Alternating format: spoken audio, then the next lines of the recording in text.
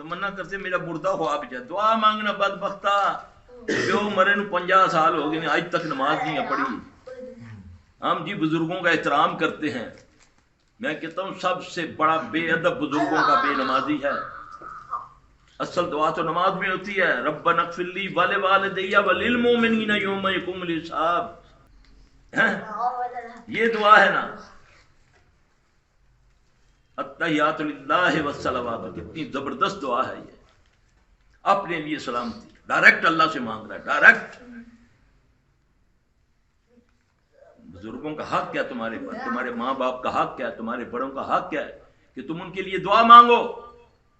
खत्म दरूदों से बख्शिश ही नहीं होती। खत्म दरूद तो वो कराता है जिसके पास पैसे हैं, तो गरीब किधर जाएगा, वो तो खड्डे में गया। फिर अमीर से पैसे ला के फिर लंघ गया ना, ये अल्लाह का दीन है? ऐसा दीन नहीं है। ये तो अमीर के लिए ज्यादा प्रॉब्लम्स है, गरीब तो सिर्फ हज की नियत कर ले। क्या कर ले? हज की नियत कर ले। अल्लाह नियत को जानता है, अल्लाह उसको पूरा अजर देता है। तो करना चाहते हो रोजाना चाहते हो कि मैं हज और उम्रा करूं, और मोहम्मद सल्लल्लाहु अलैहि वसल्लम पूछते हैं ना वीजा ना लेना ते ना चक्कर ते ना सही। सुबह फजर की नमाज के बाद 2 नफल पढ़ो, 2 नफल इशराक के जिसको बोलते हैं। आपने फरमाया जो नमाज के बाद उसी जगह बैठा रहता है, अल्लाह का जिक्र करता रहता है, जब सूरज चढ़ता है 9 से 10 मिनट 15 मिनट तक जो नमाज पढ़ी जाए 2 नफल, 360 जोड़ों का सदका है। कभी जोड़ों का दर्द नहीं होगा उसको। आपने फरमाया 360 जोड़ है हर इंसान के अंदर। जाओ साइंसदानों से पूछ लो, डॉक्टरों से पूछ लो कितने जोड़ होते हैं।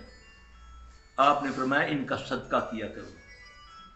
ये मुल्ला पीर नहीं बताएंगे, वो कहेंगे तवीज लिया मेरे को ला, बस बैत कर ते डांस कर, डुग डुगी बजा सा तू नच।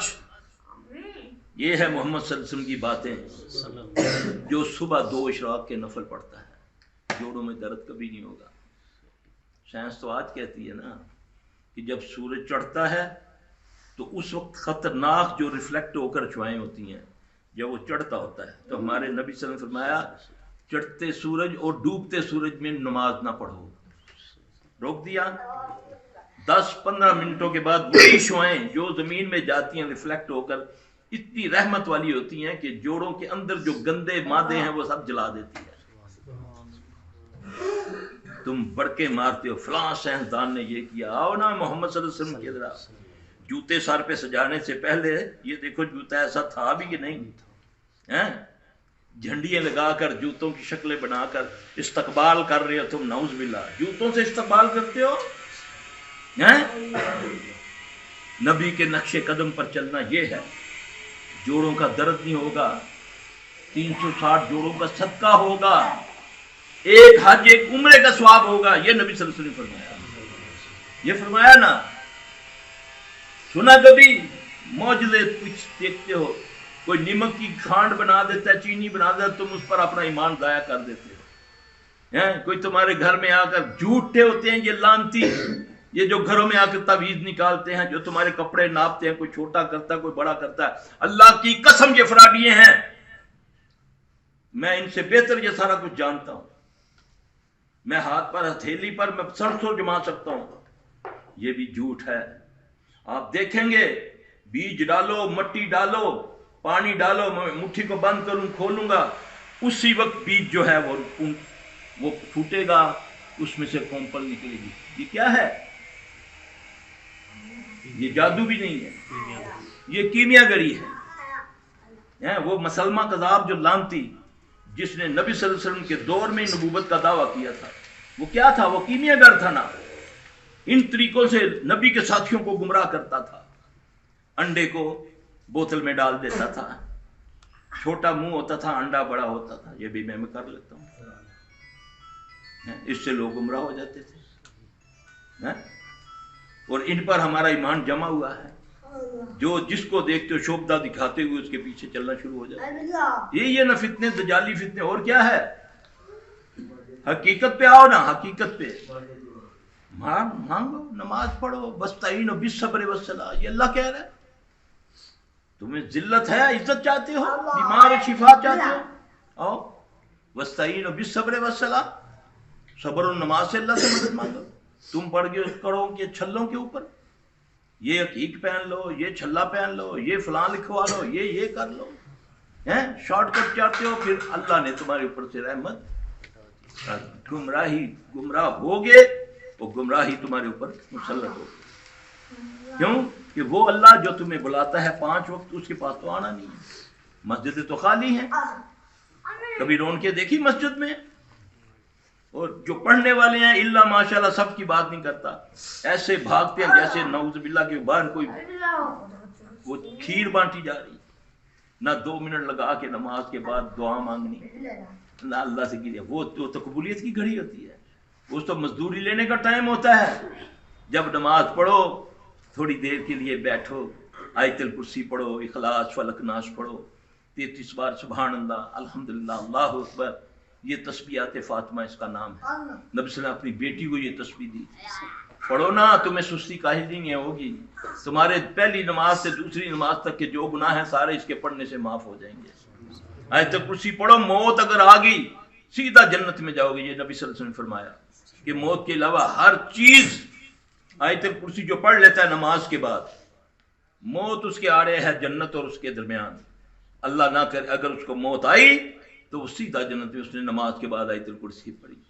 یہ تو نبی صلی اللہ علیہ وسلم کے فضائل بتائے ہوئے ہیں، تم تو خوابوں کے فضائلوں پہ اپنے دین کو رکھا ہوا، جی فلاں بزرگوں نے یہ کہا، فلاں بزرگوں نے یہ کیا، فلاں بزرگوں نے یہ کیا، تو کیا کیا ہے؟ ایک عابد میں اور ایک عالم میں فرق ہے۔